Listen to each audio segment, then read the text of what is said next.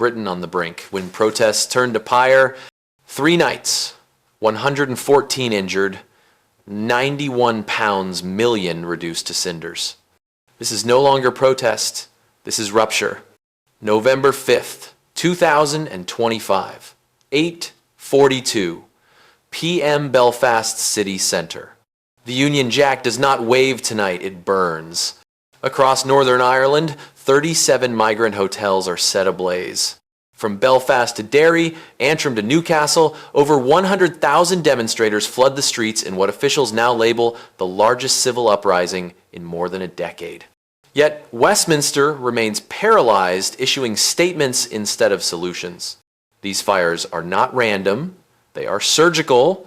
Government-funded migrant accommodation costing taxpayers up to £189 per person per night has become the epicenter of public fury. The King's Crown Hotel alone drained £7.8 million annually. By nightfall, it was ash. Fire services confirm 19 separate arson attacks in 24 hours. Riot police formed barricades while flames consumed buildings housing hundreds of asylum seekers. The visuals are apocalyptic, but the anger is calculated. Outside a burnt shell in East Belfast, nurse Sophie Mallister live streams to millions. My rent rose 41%. They say there's no money for hospitals, no money for housing, but there's money for this.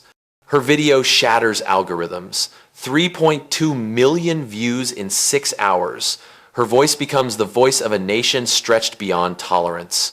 Nearby, war veteran Thomas Reed walks past smoking rubble, draped in the flag he once defended. I bled for this country, and I don't recognize it anymore. His words echo a deeper fracture. This is not merely about migration. This is about trust broken between citizen and state. At 9 p.m., a leaked Home Office memo reveals the truth behind closed doors. Northern Command overstretched. Reserve units requested. Military deployment pending political approval. Approval never arrives. By 10:27 p.m., thousands surge toward Parliament, barricades collapse, tear gas fills the air, deployed for the first time since the 2013 riots. The Prime Minister issues a lifeless statement. Condemnation, safety, dialogue. Dialogue? Dialogue ended when the first building burned. Intelligence reports track 52 encrypted networks coordinating real-time unrest across 6 cities, police drones jammed, cell towers torched. By midnight, an internal cabinet briefing warns containment impossible, risk of systemic collapse. Energy supplies falter, fuel distribution drops 19%, hospitals switch to generators. Social channels explode as Number Britain on Fire trends past 64 million impressions, eclipsing every major national event in recent memory. Even the police line begins to fracture. Viral footage shows officers lowering helmets, some kneeling, some in tears. The question hangs in the smoke-filled air. If the state loses its shield, who defends order? By dawn, the economic shock is brutal. 1.2 billion erased in retail markets. Consumer confidence plunges. Flights out of Belfast surge. Foreign media sound the alarm. Is Britain ungovernable?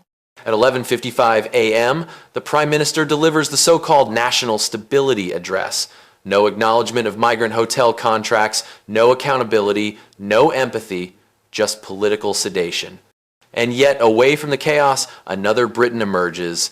In alleyways scarred by smoke, strangers pass blankets through broken windows. A migrant woman helps an elderly shopkeeper rebuild his fallen sign. In a small church, Catholics, Protestants, locals, and new arrivals light candles side by side. On the scorched wall of the King's Crown Hotel, a schoolteacher writes in chalk, "Forgiveness builds what fury burns." It goes viral, not because it incites, but because it heals. Britain has burned before, and every time it rebuilt not by decree, but by defiance, compassion, and collective memory. This is more than a riot.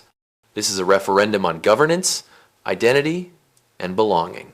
So the question is not whether Britain is collapsing. The question is whether this fire marks the end or the awakening.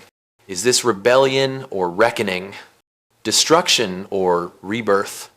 The flames will fade. The smoke will clear. What remains will define a generation. Strength is not suppression. Strength is solidarity.